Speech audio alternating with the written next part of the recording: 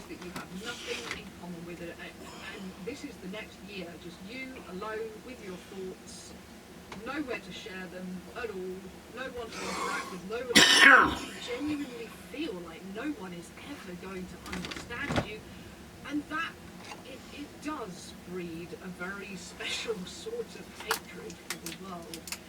And I've always liked gory writing. When I write, all my life it's been gory. Even when I was a very young child, I enjoyed facetiously gory writing. And if you've read my book, you know I'm facetious, I'm gory, I like to write about disgusting stuff. So it's college. I've finally been given a creative writing assignment. It's about a journey.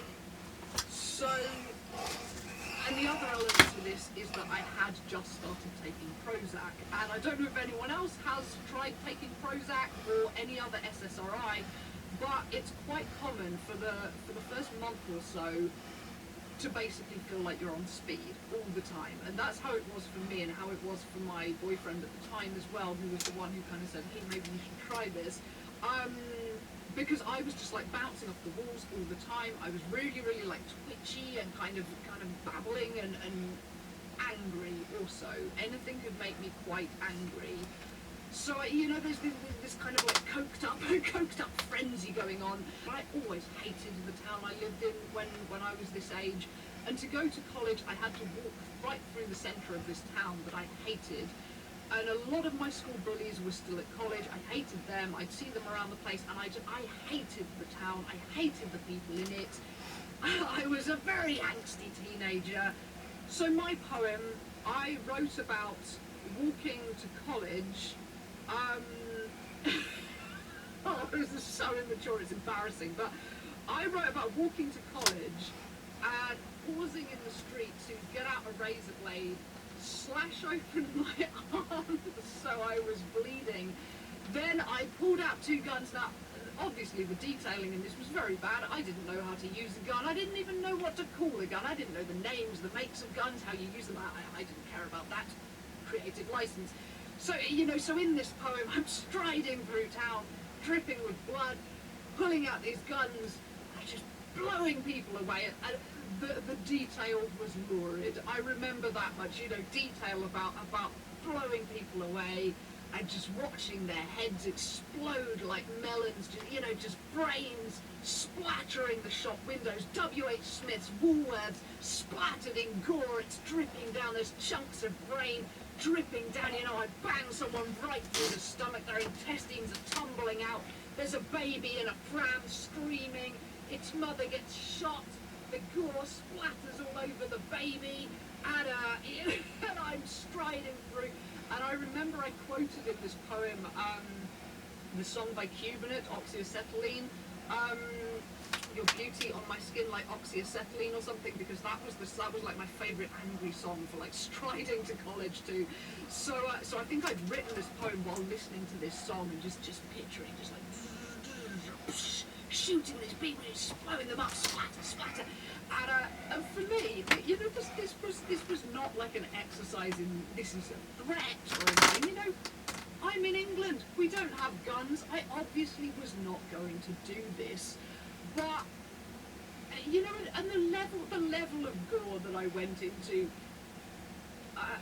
maybe it's just an Asperger's thing, and other people do not realise this about me. But when I go into these insanely revolting tangents about things, I am being fucking facetious. I find it hilarious, and I like to use my words. I have a big vocabulary, and I like to use my words, and I like to paint a very revolting picture. So I did, and anyway, I handed in this poem. Yeah, so again, I'm pulled aside, you know, the next day or something, and told that I'm being sent to see the headmistress. This is literally like the first week, maybe the second week of college, and I'm now on report.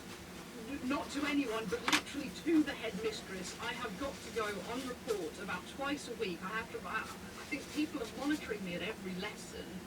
I have to be reporting to the headmistress all the time. You know, and the headmistress is asking me all these weird questions. you know, I kept trying to explain to them, this is just what I find interesting. Like, literally, I just find dark stuff interesting. Like, you know, I didn't want to write about some journey, like walking through a field of flowers, picking fucking daisies and smelling them. This is my reality. I'm kind of depressed and I'm kind of frustrated, and I wanted to. I like gory things. I like dark things. That's what I'm into. But you know, you don't think everyone who makes horror movies and things is a serial killer. You know, Stephen King, for fuck's sake. I mean, he writes endless tomes of sick shit while he's off his face on coke, and no one's arrested him yet. But the thing is, this was not uncommon. Cops, particularly in America, and in America it was way worse. And you can understand why, because in America the threat was kind of more real. You know, in the UK, you ain't got guns, you ain't going to be doing anything. But in America, it happens, it keeps happening, it can happen. So in America, if you came to school dressed goth, particularly wearing a trench coat, you would often be sent home immediately, you could be suspended. If you wrote a poem, anything like the poem I wrote, you would be dragged up on it. Some goths, I think, were even questioned by the police over poems they wrote like that. I mean, if I had written that poem in America, it would have been serious shit. Like, it would have been more than report, it would have been police station stuff. But it was reaching a level of, like, thought crimes that, you know, if your parents got suspicious about it, because parents did as well, you know, parents saw this and thought, oh my god, my kid is a goth, my kid wears a trench coat, my kid listens to Marilyn Manson, oh my god, my kid is being poisoned by these sick satanic doctrines that this horrible, terrible man is preaching. And so parents would go into their kids' rooms and would start reading their diaries and things.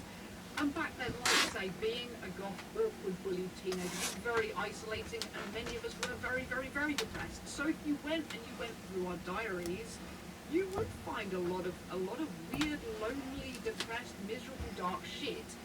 And parents were invading their kids' privacy, were freaking out, police were getting involved, schools were getting involved.